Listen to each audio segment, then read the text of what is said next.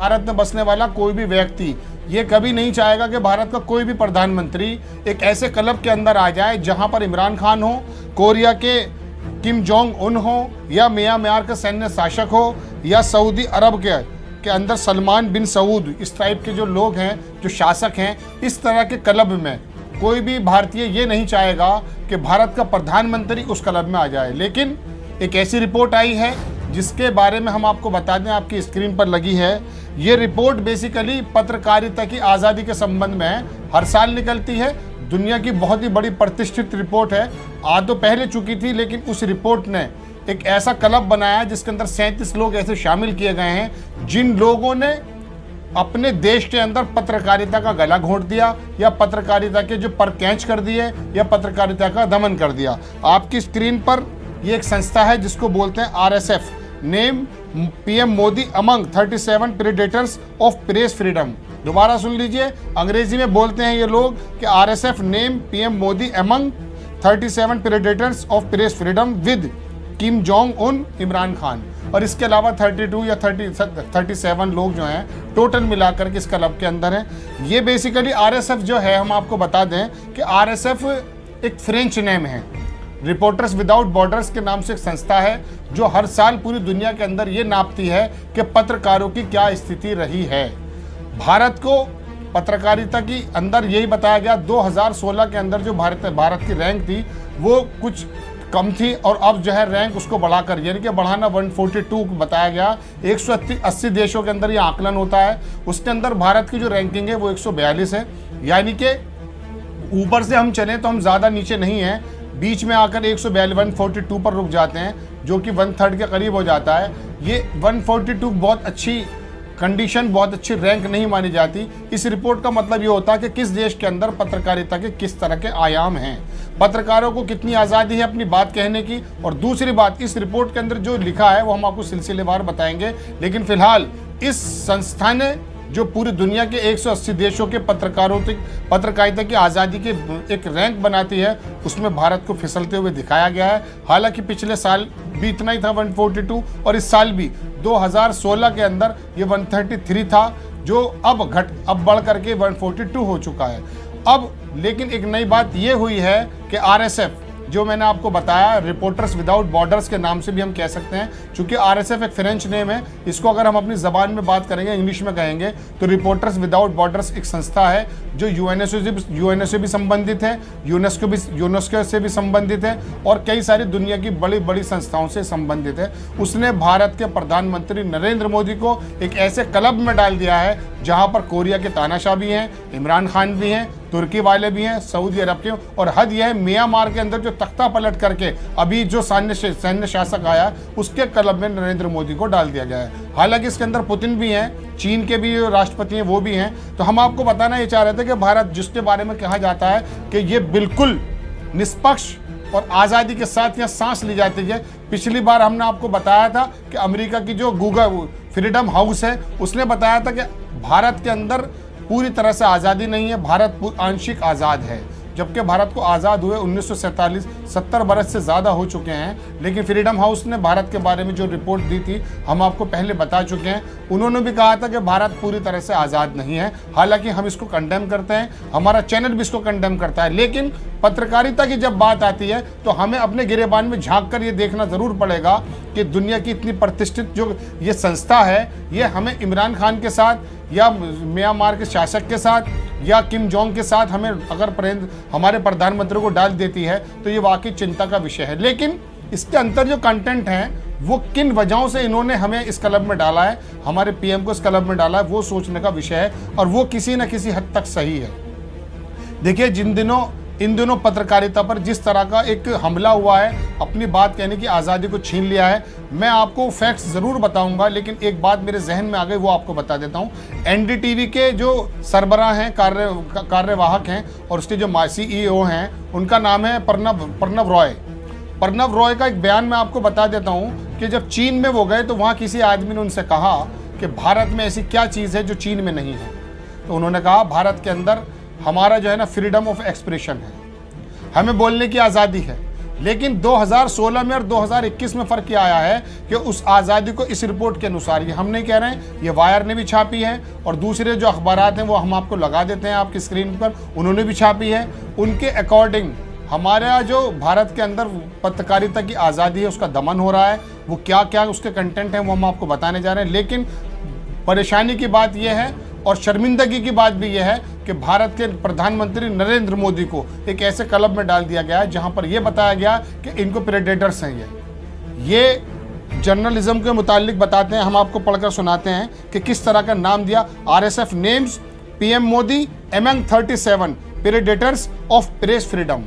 Predators के मायने क्या होते हैं आप गूगल पे सोच सकते हैं। शिकारी कहा जाता है, यानी कि जो प्रेस की आज़ादी है उसको शिकार करने वाले, उसको दबाने वालों की एक जमात में नरेंद्र मोदी को डाल दिया गया है। ये हमने आपकी स्क्रीन पर लगाया।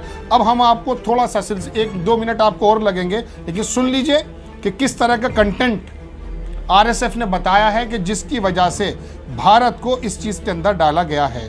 हम आपको सिलसिलेवार बताना चाहते हैं, हमारे पास लिखा हुआ है, हम आपको दिखा देते हैं, आपकी स्क्रीन पर भी लगाने की कोशिश करेंगे कि इसमें क्या क्या जोड़ा गया है। देखिए, ये आपकी स्क्रीन पर एक शॉट है जिसके अंदर का जो कंटेंट है वो हम आपको बता रहे हैं कि इसके बारे में वो बोलते हैं कि India is rank 142 same as last year. ये पिछले जैसा ही है, लेकिन ये क्लब बनाने की बात मैं आपको बता दूं, ये स्लिप डाउन हुआ फ्रॉम 133 इन 2016 जो अंदर जो स्थिति थी वो 133 थी और अब ये 142 है। इसके बाद वो लिखता है कि नेपाल जो है वो 106 पर है, श्रीलंका जो है 127 पर है, म्यांमार जो है वो 140 पर है और पाकिस्तान 145 पर है और बांग्लादेश 152 पर है। यानी कि इस ग्रुप के अंदर हम तकरीबन पड़े हुए हैं। और इसके बारे में अब आपको बताता हूँ कि क्या क्या चीज़ इन्होंने जोड़ी है। इन्होंने लिखा है अपनी रिपोर्ट में कि Indians who espouse Hindutva the ideology that gave rise to radical right wing Hindu nationalism are trying to permit all manifesto of any national thought from public debate. इन्होंने कहा कि जो हिंदुत्व की आइडियोलॉजी है उसको लागू करने के लिए जो यहाँ पर काम किया गया है, उसको काम किसने किया ये हम आपको आगे बताएंगे। इसमें न्यूज़ चैनल्स के बारे में उन्होंने कहा है कि हिंदुत्व की जो आइडियोलॉजी है इसको जो न्यूज़ चैनल ने किसी तरह से लागू करने की कोशिश की है, थोपने की कोशिश की है। एक कंटेंट तो इन्होंने ये लिया है जिसकी वजह से हमारे यहाँ पत्रकारिता का गला दबाने की बात की जा रही है। दूसरी बात हम आपको बताते हैं कि इसके अंदर और क्या क्या लिखा है। इन्होंने लिखा है कि द कोऑर्डिनेट हेट कैंपेन चलाया गया है सोशल नेटवर्क पे भी हेट कैंपेन चला गया अगेंस्ट जर्नलिस्ट के खिलाफ भी चलाया गया, हु डेयर टू स्पीक और write about the subjects that Hindutva followers are terrifying and include calls from journalist concern to be murdered. इसमें कहा गया कि जर्नलिस्ट के खिलाफ भी एक हेट कैंपेन चलाया गया है, जर्नलिस्ट की हत्याएं भी हुई हैं। ये कंटिन्यूसली इसके अंदर बताया जा रहा है कि किस तरह से पत्रकारिता का यहाँ पर गला घोटा गया है। हम आपको बता दें कि ये दो इस तरह के कंटेंट कई सारे हैं, हमने आपको दो बता दिए। एक कंटेंट हम आपको और बताने की कोशिश करते हैं अगर वो मिल जाता है, क्योंकि इसके अंदर इतनी सारी चीज़ें निकाली गई। कश्मीर का भी जिक्र इसके अंदर हुआ है और कश्मीर के बारे में बताया कि जिस तरह से 2020 के अंदर कश्मीर को एक बिल्कुल ऐसा बना दिया गया था। ये हम नहीं कह रहे हैं, ये इस रिपोर्ट के अंदर जो बातें लिखी हुई हैं वो हम आपको बता रहे हैं। कश्मीर का इसके अंदर एग्जाम्पल दिया गया है और इसके अंदर जो है रिपोर्टर्स की जो हत्याएं हुई उसका एग्जाम्पल दिया गया है। और इसके आगे ये भी लिखा है कि भारत के अंदर जो न्यूज़ चैनल्स हैं उनको चलाने वाले जो उद्योगपति हैं प्रधानमंत्री के इर्द गिर्द रहते हैं और उन्होंने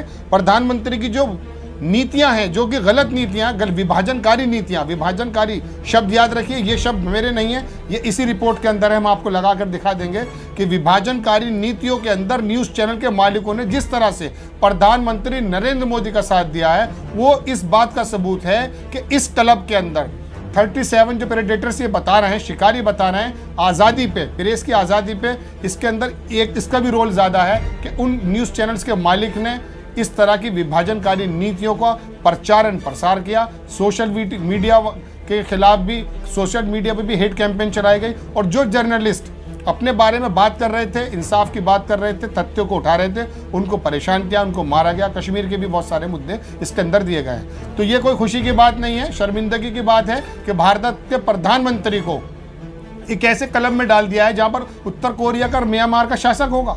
ऐसा संभव नहीं है। हम अपना सीना ठोकते हैं इस बात को लेकर के भारत एक आज़ाद देश है और यहाँ पर आज़ादी से अपनी बात कहने की पूरी तरह से आज़ादी है और किसी हद तक हम आज़ाद बात भी करते हैं। लेकिन ये रिपोर्ट्स उन्हीं बातें की तरफ इंगित करती है जो इन दिनों, इन कुछ सालों के अंदर पत्रकारों के साथ हुआ है। एक पत्रकारों की जमात तो आप जानते हैं मेन स्ट्रीम मीडिया की है, जिसके बारे में इसके अंदर जिक्र भी है कि वो तो बिल्कुल पिछलग्गू हो गए, चापलूसी करने की हद में अंधभक्तों के साथ इतना ज़्यादा हो चुके हैं कि एक प्रधानमंत्री को महामानव बनाने की कोशिश कर दी, जबकि विभाजनकारी नीतियों की बात ये इंडेक्स के अंदर करती हैं। और ये खाली सिर्फ प्रेस का जो इंडेक्स है ना, उसके बारे में हमारा गिरावट नहीं है। आप हंगर इंडेक्स को लीजिए, उसके अंदर भी हमारी गिरावट है। हालांकि रैंक के हिसाब से हम पिछले साल से वहीं पर मौजूद हैं, लेकिन उसके बावजूद भी भारत को के बराबर के जो मुल्क हैं उसमें नेपाल है, पाकिस्तान है, वहाँ से भी हमारे यहाँ कुपोषित बच्चों के बारे में ज़्यादा बात कही गई है।